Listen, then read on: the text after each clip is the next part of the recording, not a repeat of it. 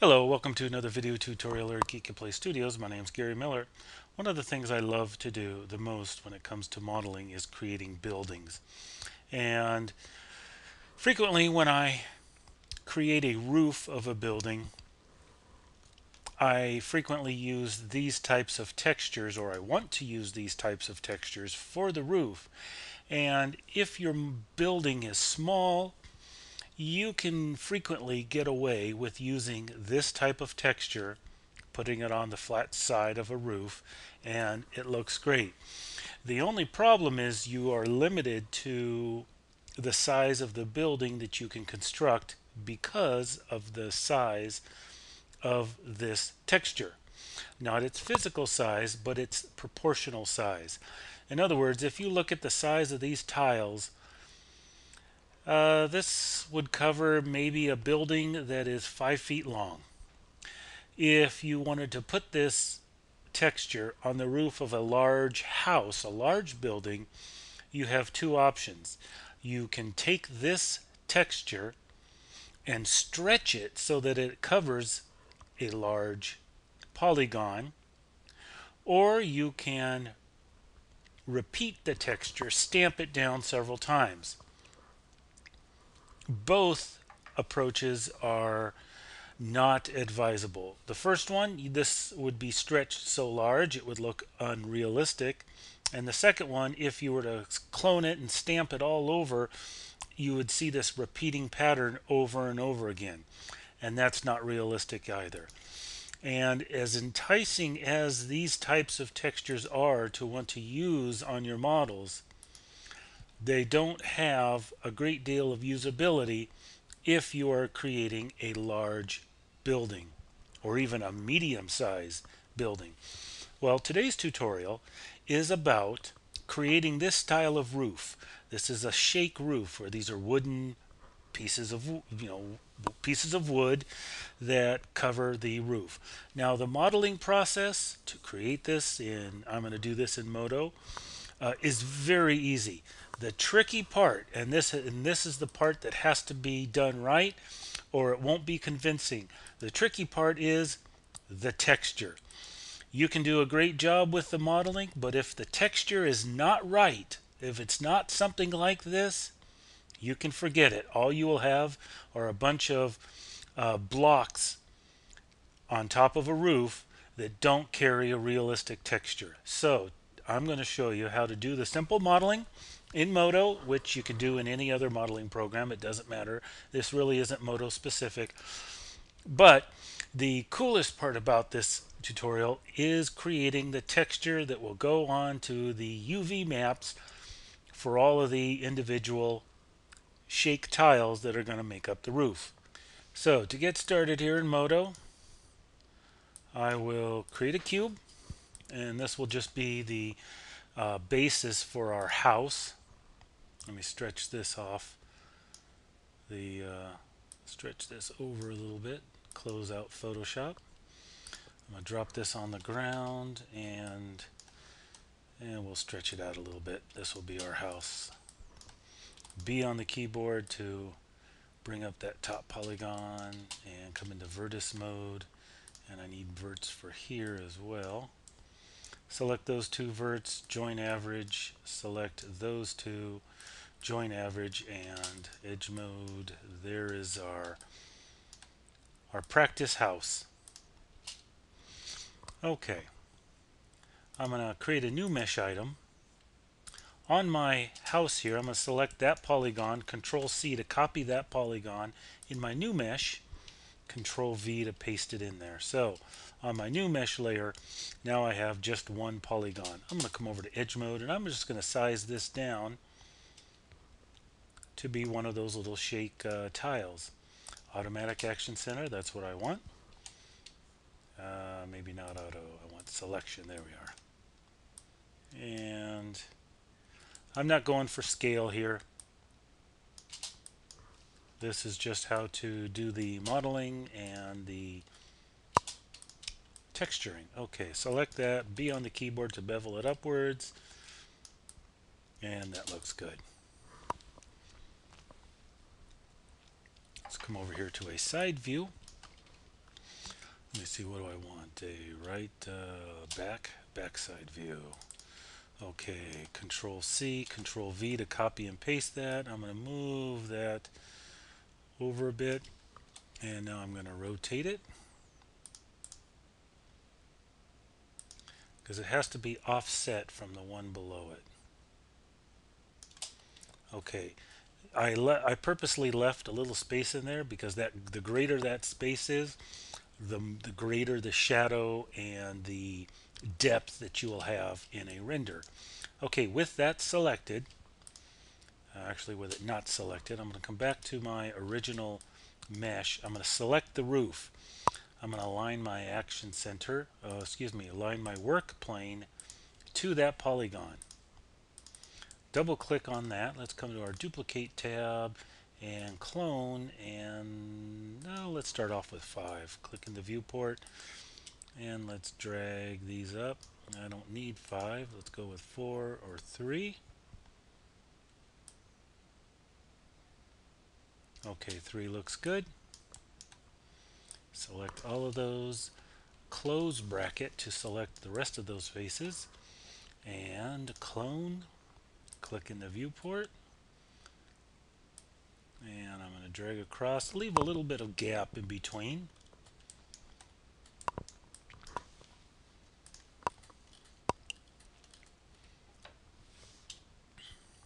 There we are.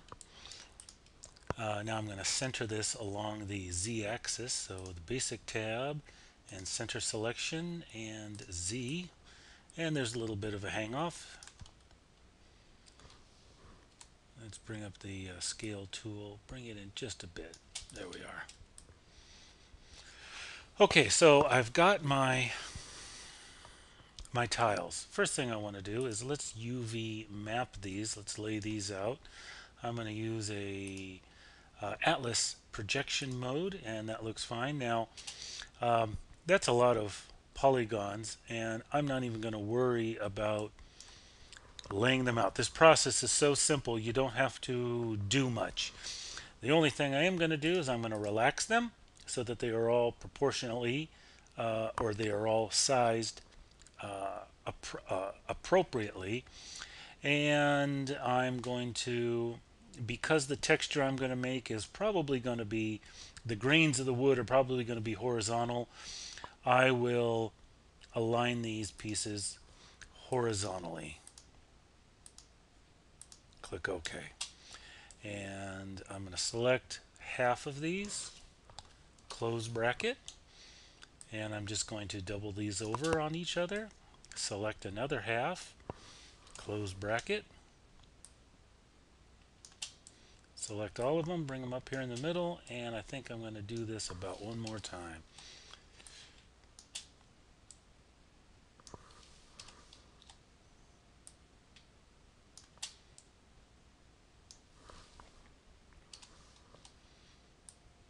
So now I've got all these polygons overlapping one another.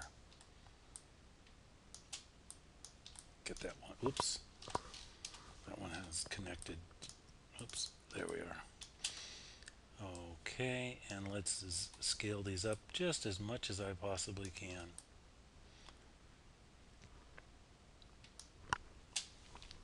Okay, now I could go arrange them a little bit better. Actually, what I think I will do is select those, close bracket, and move these in just a hair. Scale it up some more. Okay, there we are. Okay, let's come back to a modeling view.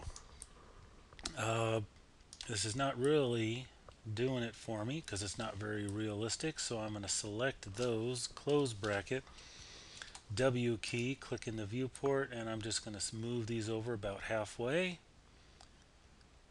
just like that. Select that one, select these end ones here, select that end piece and that end piece, and move it over. Control C, Control V. I'm going to copy those and move these over to fill in the gap here at the end.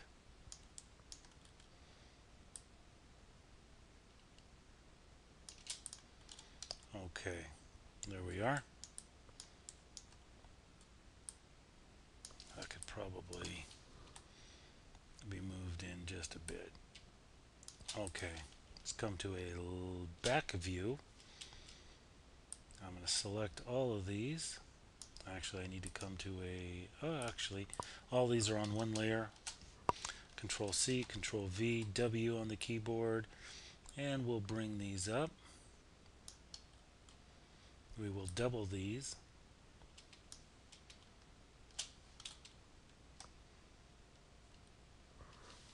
I'm going to invert my selection and hide the ones behind because I need to do this whole offsetting thing again. So let's select those and select those. Open bracket, W on the keyboard, and we'll move these right over there. Delete this one, delete that one. Select that one, and delete them.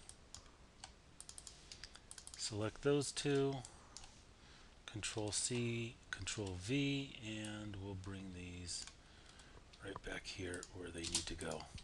Okay, so now I've got U to unhide everything. Now I've got all these tiles on here. Well, to make it look like a realistic shake roof, it requires a little bit of time, but I'm going to do a little bit of it. Certainly, the more time that you spend, the better the results that you will get. I'm just going to hold down my shift button and make a random selection here of some of these tiles, and that's good. Hit my close bracket to select the rest of that each of those cubes.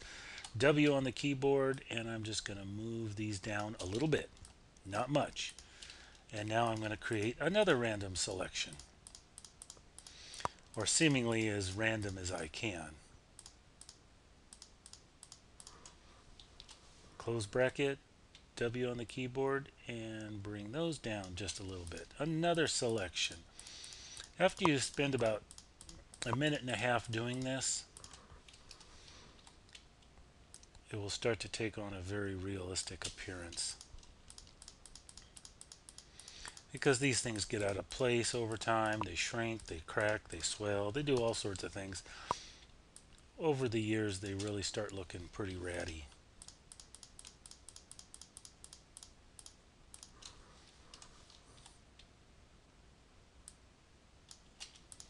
Okay, that's all the time I'm going to spend for doing those.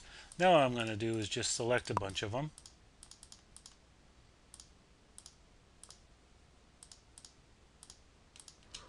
W on the keyboard and delete. Now you're starting to get that appearance of a really old roof. You can even take some and move them out of place. In fact, you've got to do this to really add a good jagged appearance. Twist them, shrink some of them down, give them a little bit of a twist, shrink more down. If you want to really save time, make a random selection of a whole bunch of them. Action center local, and you can shrink them all down at the same time. Okay, so that's our roof. And we are done with the modeling part. So let me save this, save as test, right there on my desktop. All right, now I'm going to come into Photoshop. I'm going to go straight into Bridge. Now I have some textures that I already have in mind that I think are going to work very well for this.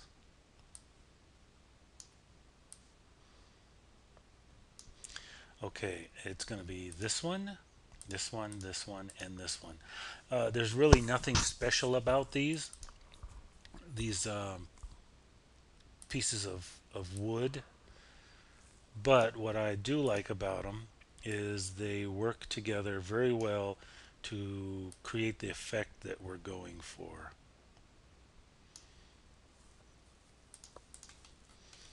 Okay, so that's texture number one. Come back into Bridge.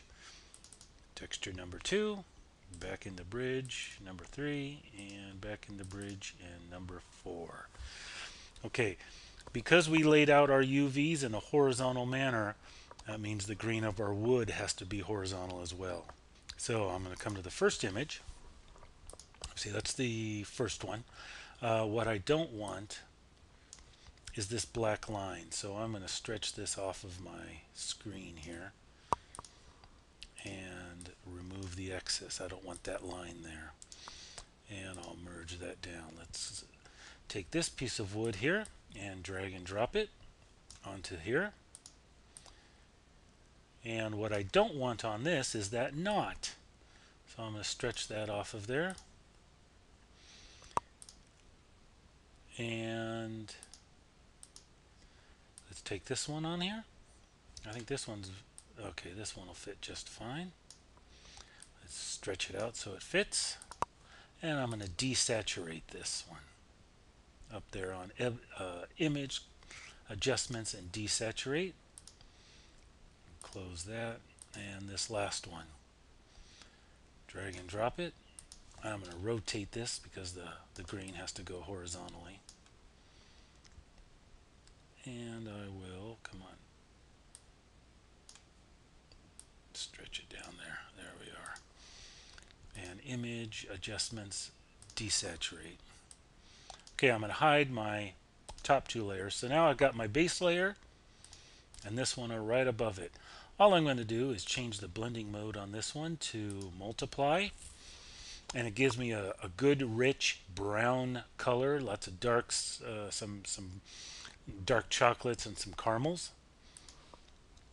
Come up here to our next layer, and I'm going to change this to multiply. Now it's starting to get a little bit too dark for me. So what I'm going to do is come down to my background layer, add an adjustment layer to it, choose brightness, and bump up the brightness a little bit. Choose my last layer and change this to multiply. And again, the brightness is dropping off, so I'm going to try to brighten it up as much as I can.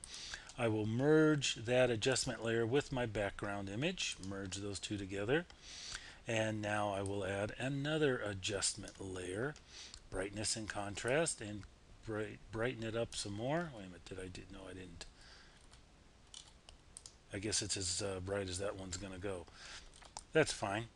I will merge those two bottom layers together, and let's see if I can brighten that bottom one up. There we are. Okay.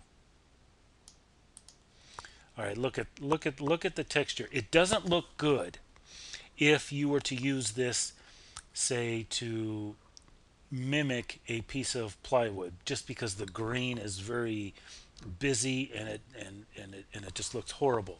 But we're not using it for a large surface. We're using it for each of those small little individual tiles. So I'm happy with that, and save as. I'm going to save this on my desktop, and I'll just call it test. Yeah, okay. Close out of that. No. Close out of bridge. Let's come back over here. Okay, with my shake tiles selected, I'm going to hit M on the keyboard to bring up my polygon set selection material. Give it a name, hit enter. I'm going to come over here to my shading tab, click on my render, open that up, click on tiles. Now I need to add that image we just created. So test, there it is, and there is our image applied to the roofing tiles.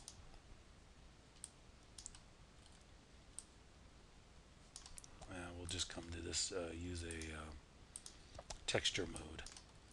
Now look at that. This is, in my opinion, a very good representation of a shake tile roof. And you can do this over and over and over again without that repeating texture look. Now you do have some here and some here.